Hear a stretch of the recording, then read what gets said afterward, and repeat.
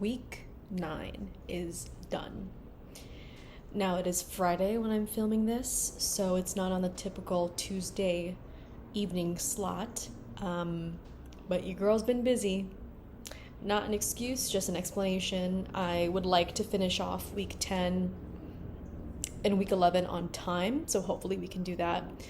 And I am feeling much better from last week. Last week's update, I was feeling a bit of the day cold, and it's all done. So we feel good. Passover was good. That whole week was good. And so I'm doing my week 10 check-in. But before we do that, let's have a moment for the nails right now. I'm going to be flashing them a lot through the video, and I'm just really, really happy with them. I am loving the color blue, and I'm not sure why. It's never really been a color I've gravitated towards my whole life. I've really loved yellow, red, but blue has never really been something I've been drawn to, and for some reason these days I'm feeling pretty drawn to it. So let's get into the check-in. Okay, so this week was all about recovering a sense of compassion, and I've said this before, probably in another check-in, that I feel almost the events and the themes of the chapter that I'm reading before I know what's next. So this week is all about recovering a sense of compassion, and I think I might have already been ahead of Miss Julia here, where I have actually been thinking a lot about compassion, both mostly towards others, but also towards myself. And this chapter was pretty eye-opening.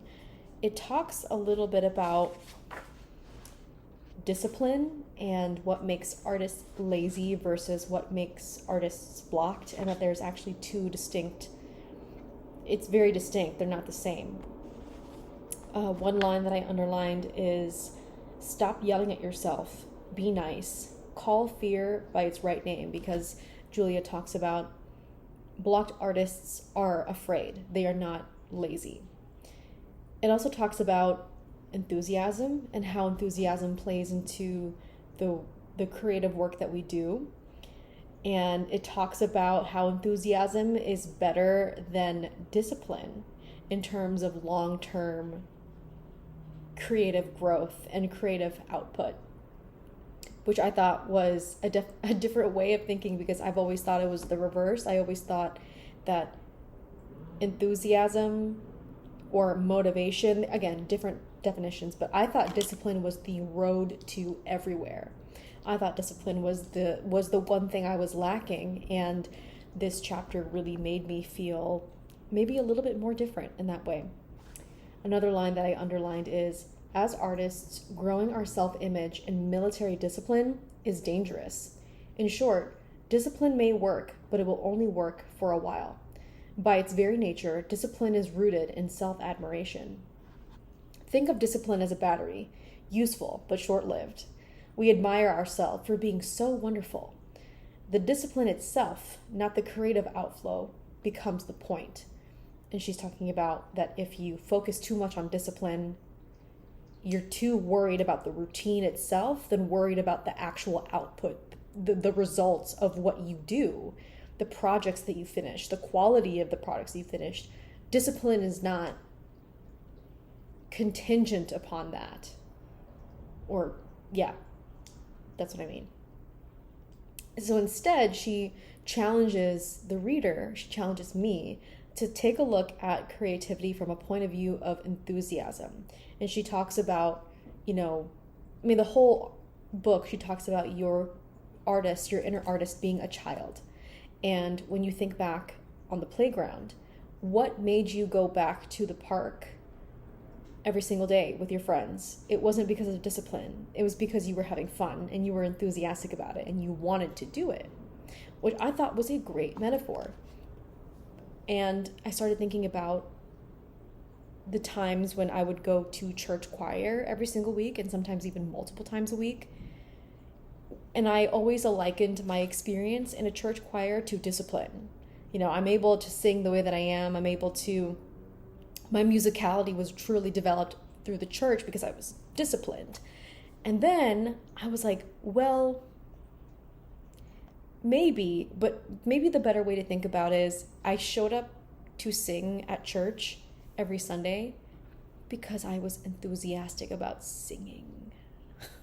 I was enthusiastic about sharing my art with others, sharing my voice, and being of service to a service. It wasn't necessarily because I was disciplined. Maybe that was something I possibly inherited because of that, but I showed up every Sunday because I was enthusiastic and happy to do so.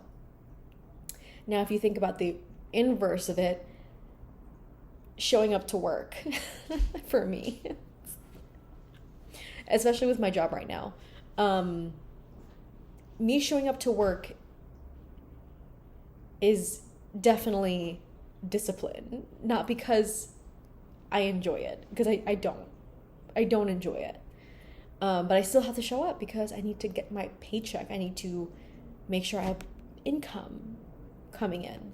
So it's not because I'm disciplined, it's because I need the money.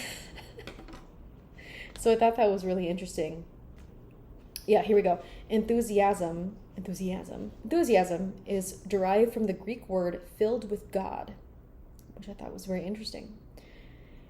Enthusiasm is an ongoing energy supply tapped into the flow of life itself. Enthusiasm is grounded in play, not work. Far from being a brain-numbed soldier, our artist is actually our child within, and it's our inner playmate.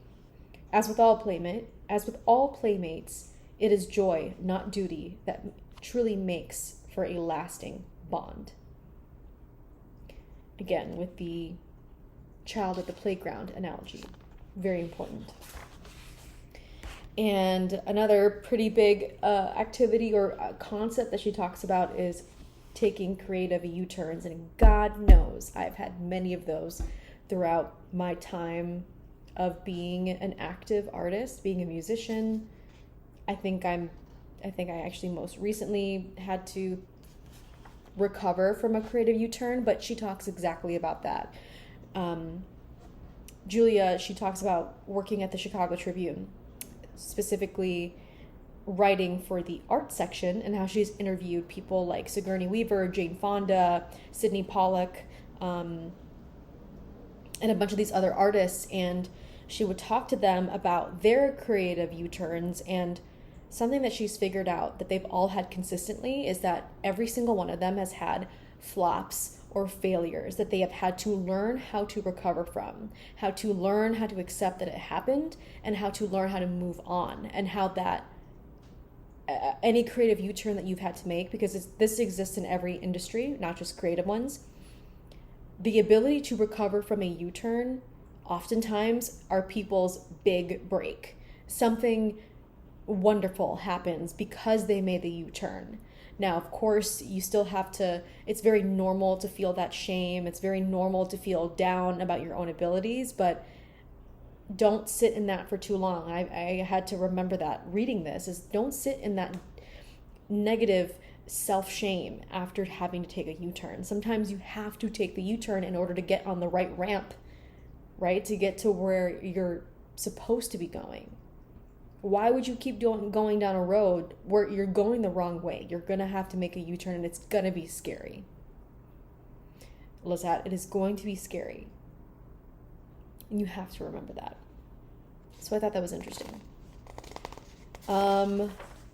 Yeah, lots of good ideas. So I think what I'm going to do now is do the tasks and the check-in through the video.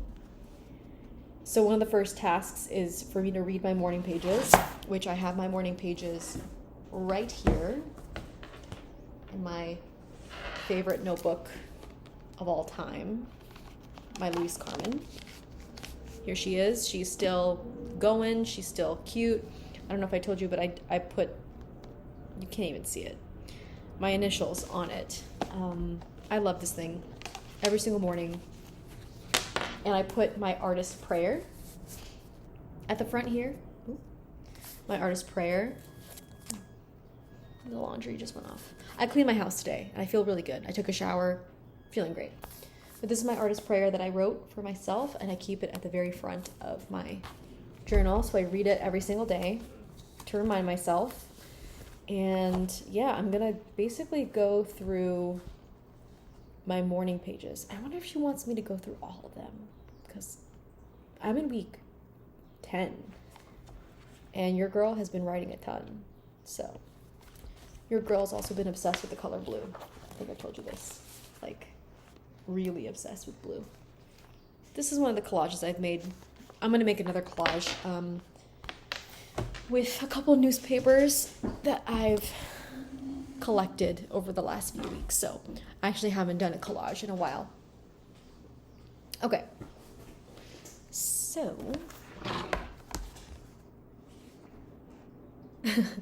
once I'm reading my morning pages, she asks basically to take 2 colored markers, one to highlight insights and the other to highlight actions needed.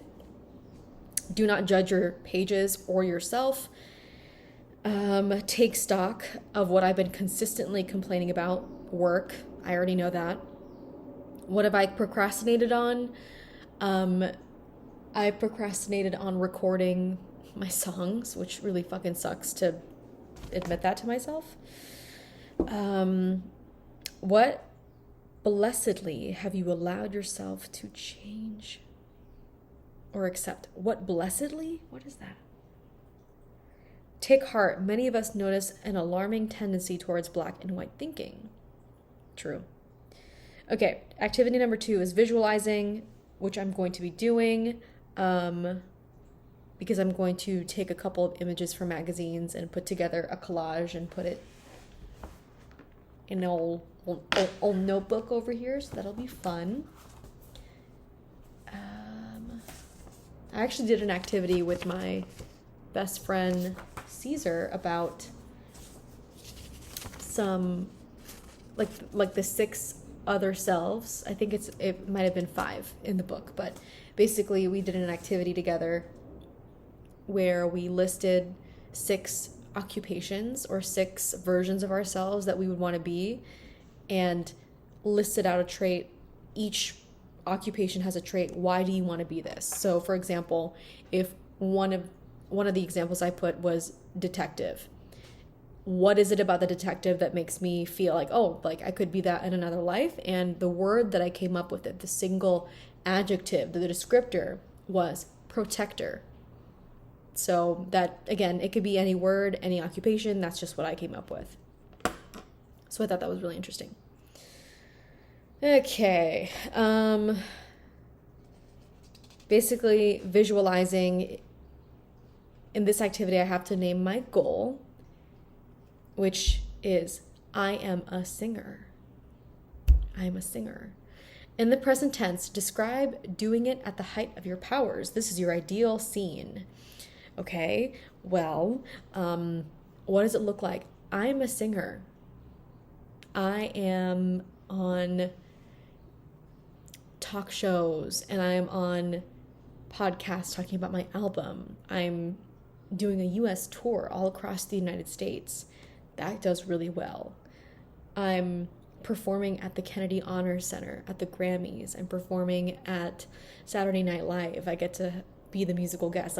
There's just so many different things that I want to do, and my ideal year would have all of that packed in one place, which is a crazy, crazy year. But I know it is possible, and that's something that I want to do. So I'll, write it down, other than just speak it out loud here. But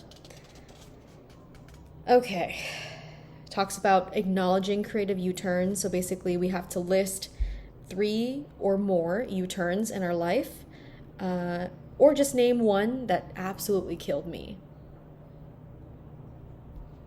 And then immediately after that, she asks you to forgive yourself. Okay, so those are the activities that I'm going to do.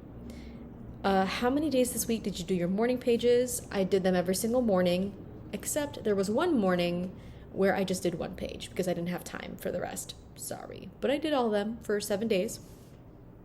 Regarding your U-turns, have you allowed yourself a shift towards compassion, at least on the page?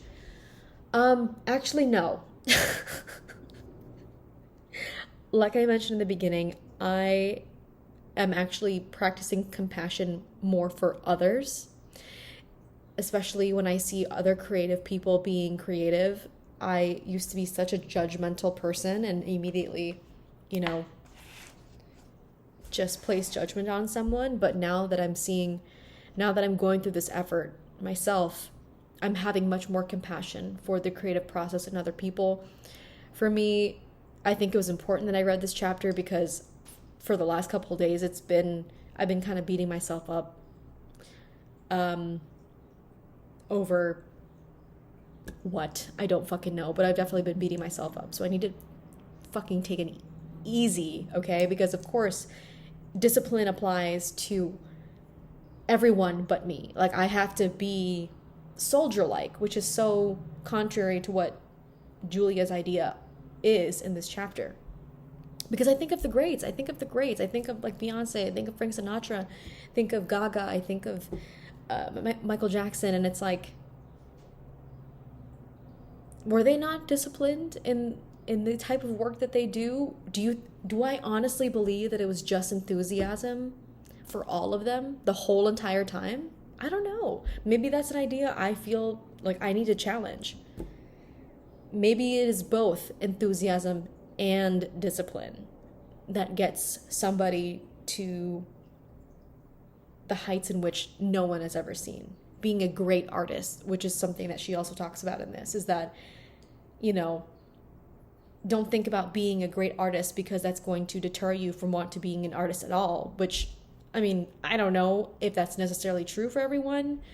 I think that some people are just hungry and people want to be great and they can beat themselves up and produce great work. But the question is maybe, what's the point in doing all that if you're not having fun? Which is where enthusiasm comes in. So maybe I would actually combine the two houses. Enthusiasm and discipline make an artist with consistent creative flow and structure. I don't think the two are mutually exclusive. So, anyways, how I've been feeling in week 9. I'm actually was feeling a lot more anxious this week, I think, compared to other weeks because I have a lot of fucking shit going on. I have a lot of shit. I'm tired, girl. I'm tired. But I'm really grateful. It's spring in Chicago and I'm having a lot of run-ins with gratitude, if that's something I could say. Having a lot of run-ins with gratitude. Because all the things that I'm doing for myself. And I'm so happy. I'm really, really happy. I'm getting further and further every single week. And, it's so funny. She says that week 9 is the week where you're going to want to give up. Girl, I wanted to give up 2 weeks ago, but okay. But I'm not giving up. So week 10 is going to be all about recovering a sense of self-protection. Okay, we'll see how it goes. But other than that, thanks for joining me. Week 10 next week.